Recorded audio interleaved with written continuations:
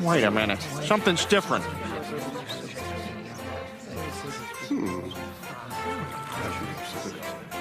Evening, gents. How about a nice warm lager? And help yourself to a packet of crisps. Or a ruddy nice plum pudding. Holy crap!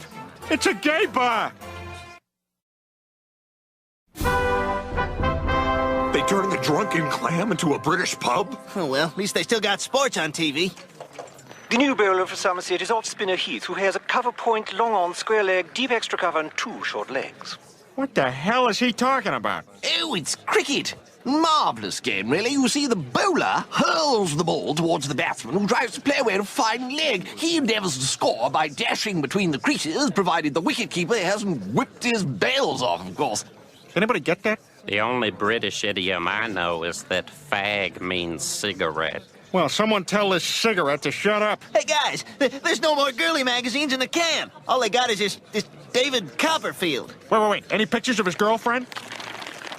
No pictures at all. I think we should go. Yes, this is a dark and evil place.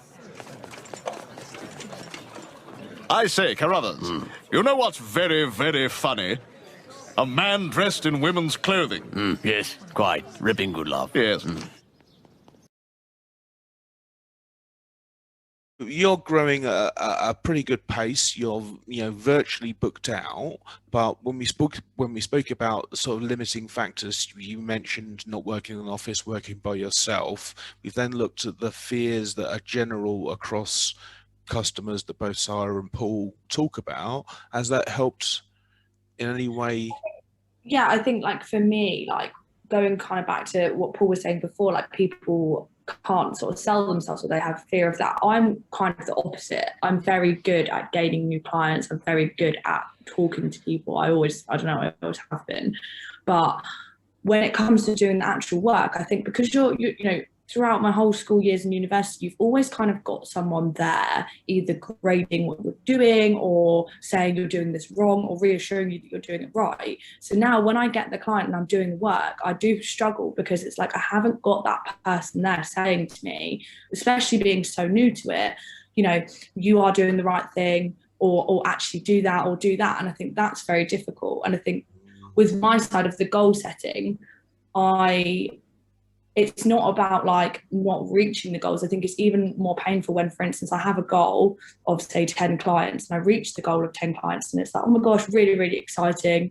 And then something will happen, like a client's business will change and their budget will change and they won't be able to afford me anymore, which will then mean I'll then lose that goal and then kind of have to start over again. Do you get what I mean? Like, and it's a bit like, I feel like with the kind of MoonShot goals, if I aim higher to the point that instead of getting 10, you get 12, so that if you do lose one, you're still over that goal of 10, which is, I think, what I need to work on, because that, I think, almost when you reach it and then you lose it is more painful than not reaching in the first place. It's very interesting, actually, in the conversations we've had, we've used both what Sarah and Paul have talked about, which is outcome thinking. Work out how much money you need, and then when you work it back, yeah, that makes sense. Max, I connected with Sarah with an idea that everyone tells me is ridiculous and much too big and unachievable and all sorts of things, which I love because that's the shit I do, basically. For you, you've come along with a market paradigm shifting, shattering concept.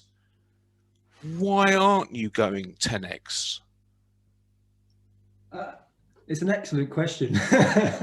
We're aiming for 10x and we're kind of on that trajectory, I'm not going to lie.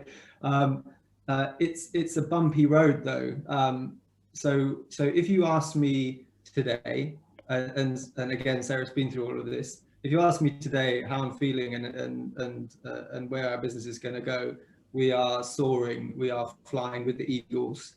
If you ask me in a week's time, I can't guarantee it's going to be the same answer, because just as just as you said earlier, you don't know what's going to happen. A client might, turn around, the market might change.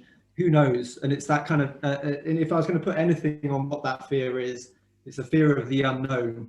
that is a thing that really kind of gets to me anyway, and I expect gets to most people.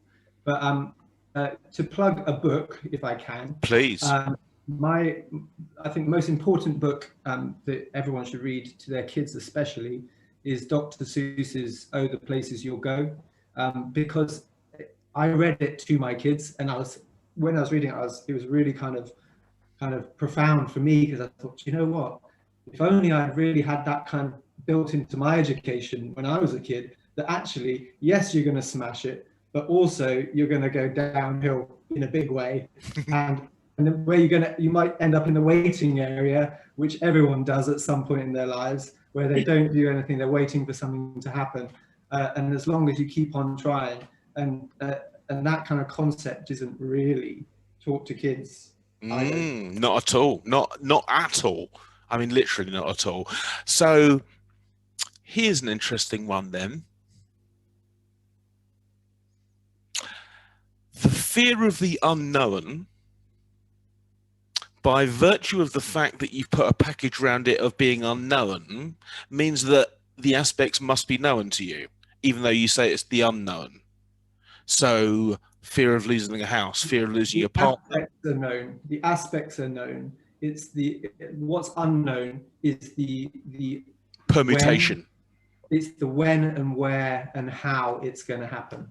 You know, I know there's bad things that are on the horizon. What am I going to do to avoid them? But what if they come too soon before I put my plans in place to avoid them? All of that kind of stuff. So yes, it's the known unknown, if you like. Yeah. Oh dear, that's funny. Yeah. So what we'll do then, we'll go out for a quick break. See you guys again tomorrow, and we'll look at some tips from our panelists as to how to push through these unknown. Have a nice day. Jonathan here, and I'll see you again tomorrow. Cheers.